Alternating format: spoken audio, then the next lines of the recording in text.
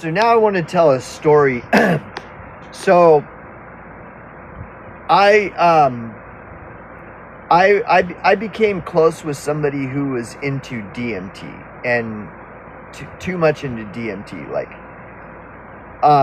the person had already gone over the edge with DMT. This is why people try to say, oh, you can't go over the edge with DMT. DMT is different. It's safe and effective. You know, all this bullshit. It's total bullshit. I've seen people go over the edge with DMT, and it's arguably worse than LSD in that sense.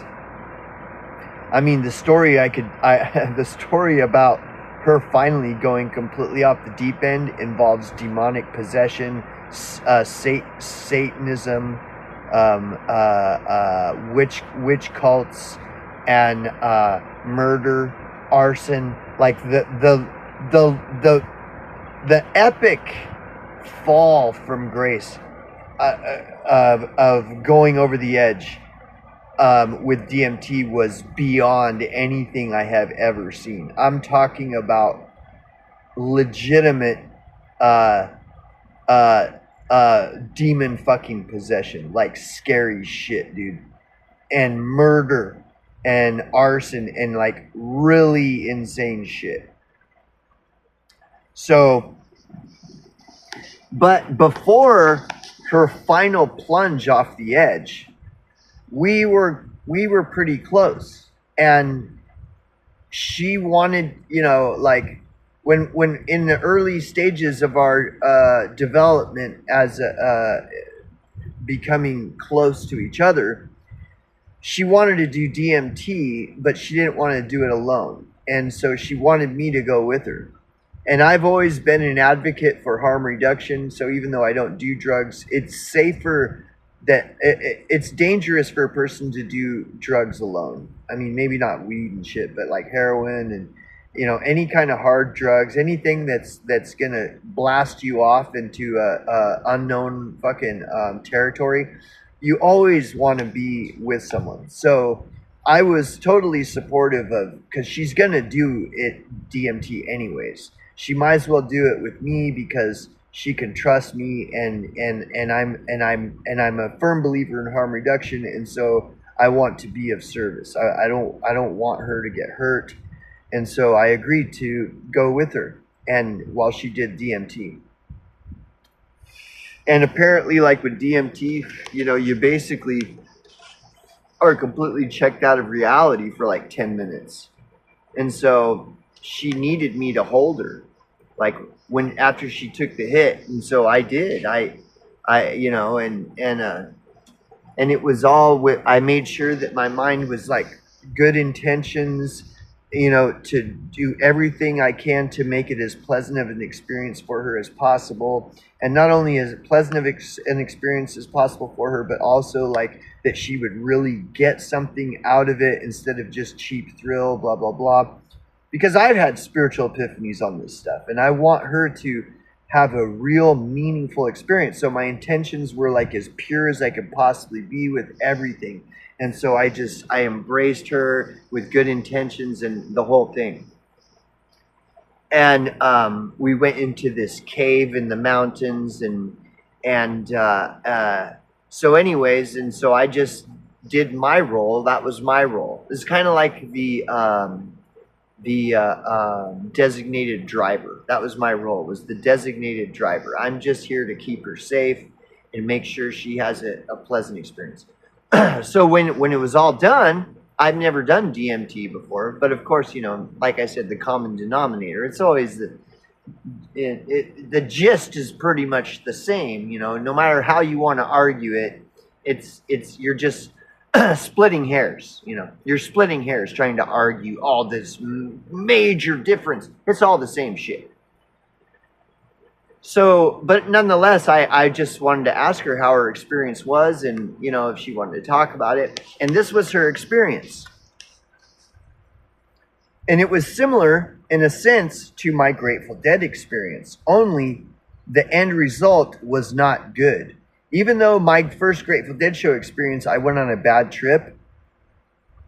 I you know, once, I thought it was the end of the world, and then, Jerry Garcia came out on stage and laid his right hand upon me. I mean, maybe he's the Antichrist. I'm not trying to say he's the Christ, but there was this experience that, whatever it was, I'm not going to say I know, but I can say what it felt like. And that's what it was like. It was like the band pulled me out of that black hole.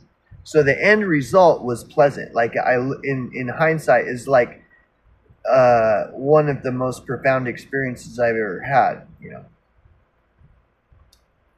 So she had a similar experience on DMT, only the end result was not like a spiritual epiphany, even though it was. She just didn't realize it was a spiritual epiphany. So when I asked her what the experience was, she said that, first of all, it wasn't a good experience. Like, it was scary, and it was unpleasant and full of anxiety, and basically it was a bad trip on DMT is what she had.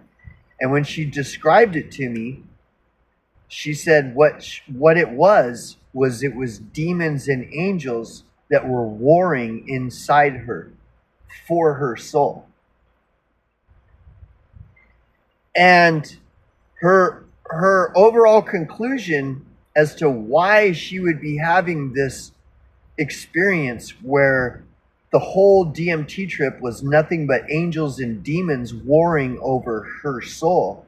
Her conclusion as to why she experienced that is because someone poisoned the DMT, and that's why. See, and this is delusion, because there's a reason that she had this intense, uncomfortable experience where her DMT trip were angels and demons warring over her soul. That was very specific reason. That's the universe or God or whatever you want to call it telling her something. That means, a person that has an experience like that, that means they need to really stop and look at what's going on in their life, and that they're basically at a crossroads, and it's time to make a big change.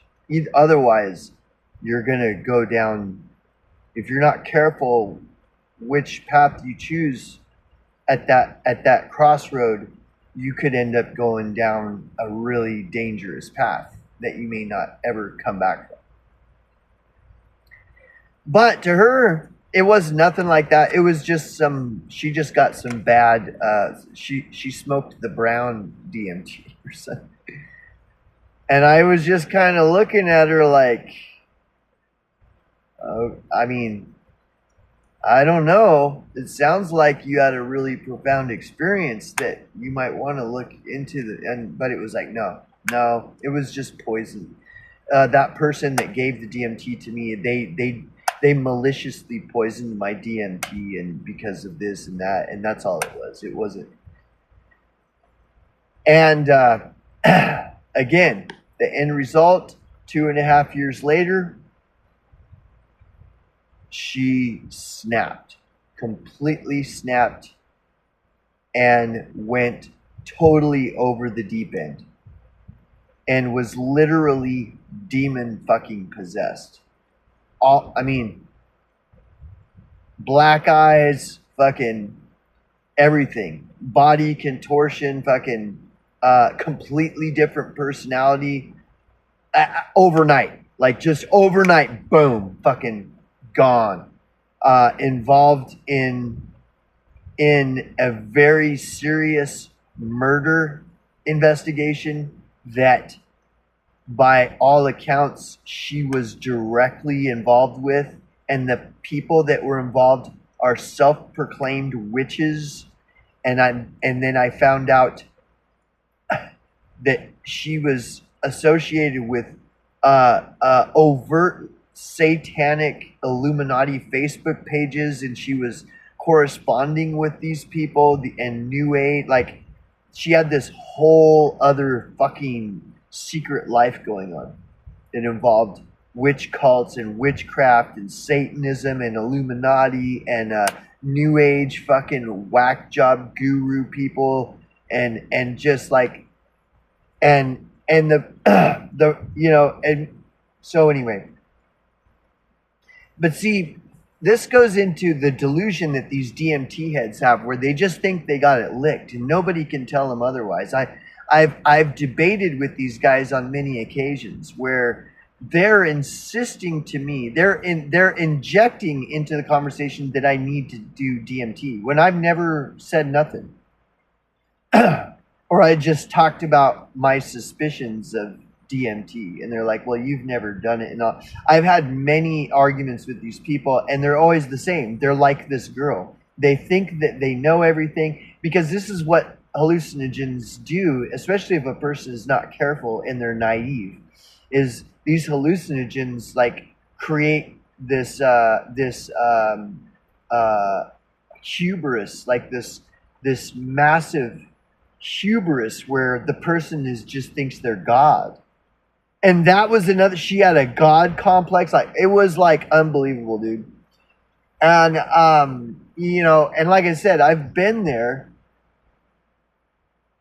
with LSD. I mean, it can happen. That's just part of the whole common denominator. Hallucinogenics can make you fucking delusional, extremely delusional. And, yeah. So, and I guess that's about it, I'm lucky, and it is of no virtue of mine that I have up to this point apparently escaped going completely off the deep end, like I have seen people do.